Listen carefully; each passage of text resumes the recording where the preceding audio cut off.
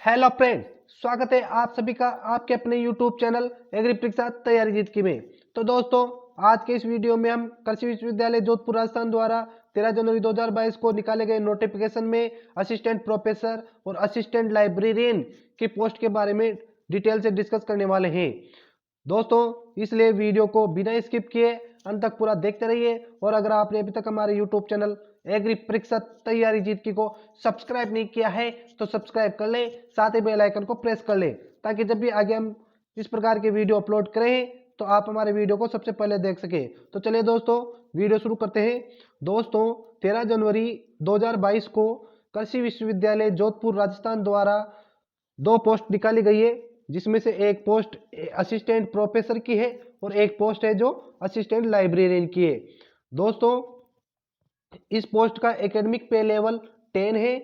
और आपको ये बता देते हैं कि जो अगर आप इस पोस्ट के लिए अप्लाई करना चाहते हैं तो इसकी जो एप्लीकेशन फीस है वो आपको डिमांड ड्राफ्ट के रूप में कंट्रोलर एग्रीकल्चर यूनिवर्सिटी जोधपुर के registrar of agriculture university Mandore Jodhpur, यानी कि जो एग्रीकल्चर यूनिवर्सिटी मंडोर के रजिस्ट्रार है उन तक 25 फरवरी 2022 शाम 5 बजे तक आपको एप्लीकेशन फॉर्म जमा कराना पड़ेगा। इसके बाद अगर आप एप्लीकेशन फॉर्म को पहुंचता है या जमा कराते हैं तो मान्य नहीं होगा और आपकी फीस भी रिफंड नहीं की जाएगी। तो दोस्तों, अगर आप इस पोस्ट के लिए अप्लाई करना चाहते हैं तो आप इसके लिए जल्दी अप्लाई कर दें, क्योंकि इसकी जो लास्ट डेट है वो है 25 फरवरी 2022 शाम 5 बजे तक। और दोस्तों, अगर हम इसकी एप्लीकेशन फीस के बारे में डिस्कस करें तो जो एप्लीकेशन फीस है दोस्तों, वो अगर अदर स्टेट से जो स्टूडेंट बिलोंग करते हैं, चाहे वो जनरल हो या ओबीसी हो, उनके लिए जो एप्लीकेशन फीस है दोस्तों वो है 1200 रुपये। और साथ ही जो स्टूडेंट ओबीसी में आते हैं और क्रीमी लेयर में आते हैं उनकी फीस भी दोस्तों, जो एप्लीकेशन फीस लगने वाली है वो है 1200 रुपये। और अगर बात की जाए जो राजस्थान से बिलोंग करने वाले स्टूडेंट है जो कि ओबीसी में हो या फिर ओबीसी नॉन क्रीमी लेयर हो, जो ओबीसी से बिलोंग करते हैं राजस्थान के स्टूडेंट और जो नॉन क्रीमी लेयर में आते हैं, और जो ईडब्ल्यूएस के स्टूडेंट है दोस्तों, जो ईडब्ल्यूएस के स्टूडेंट है इकोनॉमिकल वीकर सेक्शन कैटेगरी के जो स्टूडेंट है, उनकी जो एप्लीकेशन फीस है वो है 1000 रुपये। आपकी 1000 रुपये फीस लगने वाली है। साथ ही बात करें जो disabled category, bona fide category of Rajasthan, जो राजस्थान के स्टूडेंट है जो एससी एसटी से बिलोंग करते हैं और जो विकलांग है उनकी फीस है दोस्तों 600 रुपये। ये आपको बता देते हैं कि जो एप्लीकेशन फीस है विकलांग की, जो राजस्थान से बिलोंग करने वाले एससी एसटी के स्टूडेंट है, और साथ ही जिनकी फैमिली इनकम, वार्षिक जो इनकम है, वार्षिक आय है, फैमिली आय, वो अगर 2.5 लाख से कम है तो आपकी एप्लीकेशन फीस भी दोस्तों 600 रुपये लगने वाली है। ये आपको याद रखना है। और अगर हम नेम ऑफ पोस्ट, जो पोस्ट के बारे में डिस्कस करें तो दोस्तों, जो एग्रीकल्चर की फैकल्टी के लिए वैकेंसी निकाली गई है उसमें जो अलग अलग डिसिप्लिन है, horticulture, seed science and technology, agricultural economics, soil science, genetic, और जो डिफरेंट टाइप के एग्रीकल्चर के डिसिप्लिन है उनकी अलग अलग पोस्ट दी हुई है। और साथ ही जनरल की अलग है, ओबीसी की अलग है, एससी की अलग है, एसटी की अलग है, ईडब्ल्यूएस की अलग है और एमबीसी की अलग है, जो आप डिटेल में यहाँ पर वीडियो को पॉज करके देख सकते हैं। और दोस्तों, इसमें जो सबसे ज़्यादा वैकेंसी आई है, सबसे अधिक वैकेंसी है वो सॉइल साइंस और प्लांट ब्रीडिंग एंड जेनेटिक्स में के डिसिप्लिन में आई हुई है, जो कि टोटल पोस्ट है 8 दोनों में बराबर है दोस्तों। ये आपको याद रखना है। और आपको ये हमारे जो नोटिफिकेशन है इसका जो डिस्क्रिप्शन में फुल नोटिफिकेशन अगर आप डाउनलोड करना चाहते हैं तो हमारे टेलीग्राम डिस्क्रिप्शन में दिए हुए हमारे टेलीग्राम चैनल को ज्वाइन करें। तो दोस्तों, इसके जो अलग अलग डिसिप्लिन है उनकी वैकेंसी कितनी पोस्ट आई है ये आप डिटेल में यहाँ पर देख सकते हैं और आप अच्छे से इसको देख के आप इसको अप्लाई कर सकते हैं। इसके बाद दोस्तों, अगर बात की जाए फैकल्टी ऑफ एग्रीकल्चर इंजीनियरिंग की। दोस्तों जो एग्रीकल्चर इंजीनियरिंग जिन्होंने एमएससी की हुई या पीएचडी की हुई है, उनके लिए भी यहाँ पर वैकेंसी निकाली गई है, जिसमें अलग अलग डिसिप्लिन है। सिविल इंजीनियरिंग है, मैकेनिकल इंजीनियरिंग है, soil and water conservation engineering है, और अलग अलग डिसिप्लिन के लिए अलग अलग वैकेंसी है। अलग अलग कैटेगरी के स्टूडेंट के लिए अलग अलग वैकेंसी है। ये आप अच्छे से देख के अप्लाई कर सकते हैं कि कौन से स्टूडेंट को फॉर्म भरना है और कौन से स्टूडेंट को फॉर्म नहीं भरना है। इसके बाद दोस्तों जो थर्ड कैटेगरी है वो है फैकल्टी ऑफ डेयरी टेक्नोलॉजी। जो डेयरी टेक्नोलॉजी के स्टूडेंट है उनके लिए भी वैकेंसी आई हुई है, और उनके लिए भी अलग अलग डिसिप्लिन दी हुई है। डेयरी केमिस्ट्री है, डेयरी माइक्रोबायोलॉजी है, डेयरी इंजीनियरिंग है, डेयरी टेक्नोलॉजी है, और फूड टेक्नोलॉजी वाले स्टूडेंट भी इसके लिए अप्लाई कर सकते हैं। और लास्ट में जो दोस्तों जिस फैकल्टी के लिए वैकेंसी आई है वो है असिस्टेंट लाइब्रेरियन के लिए दोस्तों। तो असिस्टेंट लाइब्रेरियन के लिए भी यहाँ पर वैकेंसी दी हुई है, ये आपको अच्छे से देखना है। और जो दोस्तों टोटल नंबर ऑफ वैकेंसी है वो है 80 पोस्ट। जो टोटल है सभी फैकल्टियों के मिलाकर के जो टोटल पोस्ट है दोस्तों वो है 80 पोस्ट, ये आपको बताया गया है यहाँ पे। इसके बाद जो दोस्तों आपको जब फॉर्म अप्लाई करना है तो जो इसके लिए इंपॉर्टेंट नोट्स है, महत्वपूर्ण जो बिंदु है वो आपको याद रखने हैं, जो हम एक एक करके डिस्कस कर सकते हैं। दोस्तों जो पहला पॉइंट दिया हुआ है वो है रिजर्वेशन टू दिव्यांगजन। जो विकलांग स्टूडेंट है उनके लिए जो आरक्षण है, candidate shall be provided has government of Rajasthan rules. अर्थात दोस्तों जो विकलांग स्टूडेंट है उनके लिए जो आरक्षण का जो नियम है वो राजस्थान गवर्नमेंट के अकॉर्डिंग आपको फॉलो करना पड़ेगा। इसके बाद दोस्तों जो सेकंड पॉइंट है वो है unavailability of eligible and suitable candidate of Rajasthan प्रोब BC MBC EWS category. These post shall be filled through normal procedure as per rule. अगर इस कैटेगरी के बीसी एमबीसी और ईडब्ल्यूएस के स्टूडेंट की अनअवेलेबिलिटी रहती है तो जो नॉर्मल प्रोसीजर है वो जो यूनिवर्सिटी का है वो फॉलो किया जाएगा। इसके बाद जो तीसरा पॉइंट है दोस्तों वो है विडो, जो विधवा है और डिवोर्स कैटेगरी की महिलाएं, उनके लिए दिए हुए, ये आप अच्छे से पढ़ करके इसको अप्लाई कर सकते हैं। जो फोर्थ पॉइंट है दोस्तों, जो फोर्थ पॉइंट है वो है unavailability of eligible and suitable divorce. अगर विधवा और तलाकशुदा महिलाएं इस पोस्ट के लिए अप्लाई नहीं कर पाती है तो जो वैकेंसी है उसके जो रूल्स नियम है वो यूनिवर्सिटी इंटरचेंज कर देगी दूसरी महिलाओं में, जो कि नॉर्मल ओबीसी कैटेगरी की अगर विधवा महिलाओं के लिए सीट है तो वो जनरल में इसको काउंट किया जाएगा। ये यहाँ पर स्पष्ट रूप से दिया हुआ है। इसके बाद नेक्स्ट बात करें दोस्तों, अगर हम बात करें जो सिक्स्थ पॉइंट है दोस्तों वो इंपॉर्टेंट पॉइंट है कि जो SC ST OBC और EWS कैटेगरी के स्टूडेंट के लिए जो रूल्स एंड रेगुलेशन है वो RTO Rajasthan teacher and officer selection for the appointment act 1974 के अनुसार ये रिजर्वेशन आरक्षण दिया जाने वाला है इसमें। ठीक है दोस्तों, और साथ ही आपको जो बात ध्यान रखनी है कि जो OBC और MBC के कैटेगरी से स्टूडेंट बिलोंग करते हैं उनका कास्ट सर्टिफिकेट जो है दोस्तों वो इसकी जो डेट ऑफ इंटरव्यू है, जो इस पोस्ट के लिए इंटरव्यू होने वाला है उससे 6 महीने पहले तक का होना चाहिए। उससे अगर 6 महीने तक का नहीं है और उससे पहले का अगर सर्टिफिकेट है तो वो इसके लिए मान्य नहीं होगा। ठीक है दोस्तों, और जो सबसे इस कैटेगरी अगर आप इस पोस्ट के लिए अप्लाई करना चाहते हैं तो जो इम्पोर्टेंट जो एसेंशियल क्वालिफिकेशन है, जो एसेंशियल क्वालिफिकेशन है दोस्तों वो है जिसमें पहले जो असिस्टेंट प्रोफेसर की दी हुई है, other than agricultural engineering and dairy technology. इसका मतलब दोस्तों जो एग्रीकल्चर की फैकल्टी के लिए असिस्टेंट प्रोफेसर की पोस्ट है उसकी जो लिए क्या क्या क्वालिफिकेशन है, उसमें पहला पॉइंट है दोस्तों master degree in relevant subject with at least 55% marks.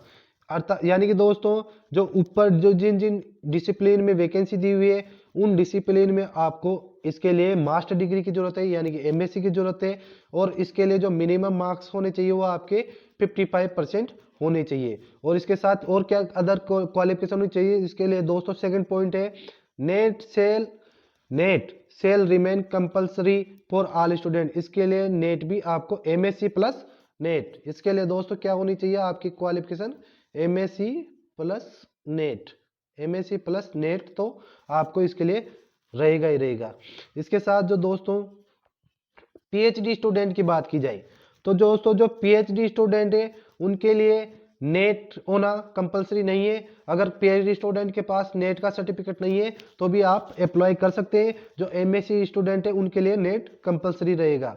और साथ ही जो इसके लिए जो दूसरे पॉइंट है दोस्तों वो आपको याद रखना है, एमएस जो स्टूडेंट इसके लिए अप्लाई करना चाहते हैं उनके लिए ये क्वालिफिकेशन दी हुई है कि उनको candidate as at least 2 full length publication having NAS rating less than 4, not less than 4। जो आपके इसके लिए आपके 2 रिसर्च पेपर होने चाहिए जो नास में रिलीज हुए हो, और इसके लिए जो रेटिंग है दोस्तों वो आपके 4 से कम नहीं होनी चाहिए, ये भी आपको याद रखना है। इसके बाद जो अदर डिटेल दी गई है क्वालिफिकेशन की, आप यहाँ पर देख सकते हैं। जो पीएचडी स्टूडेंट है उसके लिए पीएचडी डिग्री चाहिए उनके लिए। साथ ही आपको जो एक्सटर्नल अफेयर्स एक्सटर्नल एग्जामिनर्स है उनके द्वारा आपकी पीएचडी जो थीसिस है वो एग्जामिन किए गए हो। 2 रिसर्च पेपर की जरूरत है इसके लिए। और साथ ही आपके 2 सेमिनार जो आपके पीएचडी वर्क है उसके अलावा आपका जो पीएचडी जो 2 पेपर रिसर्च पेपर होनी चाहिए जो सेमिनार और कॉन्फ्रेंस अटेंड किए हुए हो। ठीक है दोस्तों, इसके बाद नेक्स्ट पॉइंट की तरफ चलते हैं दोस्तों जो इसके लिए आपको जो अगला पॉइंट दिया हुआ है असिस्टेंट प्रोफेसर, जो अलग पोस्ट दी गई है एग्रीकल्चरल इंजीनियरिंग और डेयरी टेक्नोलॉजी के स्टूडेंट के लिए। उनके लिए जो मिनिमम क्वालिफिकेशन है दोस्तों वो है बीई या फिर बीटेक या फिर बीएस एंड एमई या एमटेक। ठीक है दोस्तों, ये आपको जो एग्रीकल्चरल इंजीनियरिंग के स्टूडेंट है उनके लिए बीटेक, इसके लिए बीटेक और एमटेक होना आवश्यक है। ठीक है दोस्तों, और अदर जो डिजायरेबल क्वालिफिकेशन है वो यहाँ पर दी हुई है, आप देख सकते हैं। इसके बाद जो थर्ड पोस्ट है दोस्तों वो है उनके लिए मास्टर डिग्री इन लाइब्रेरी साइंस। उनको लाइब्रेरी साइंस में एमएससी होना चाहिए या फिर इंफॉर्मेशन साइंस में या फिर डॉक्यूमेंटेशन साइंस में। और इसके साथ ही आपको जो एमएससी में मार्क्स होने चाहिए वो 55% या इससे एबव होने चाहिए।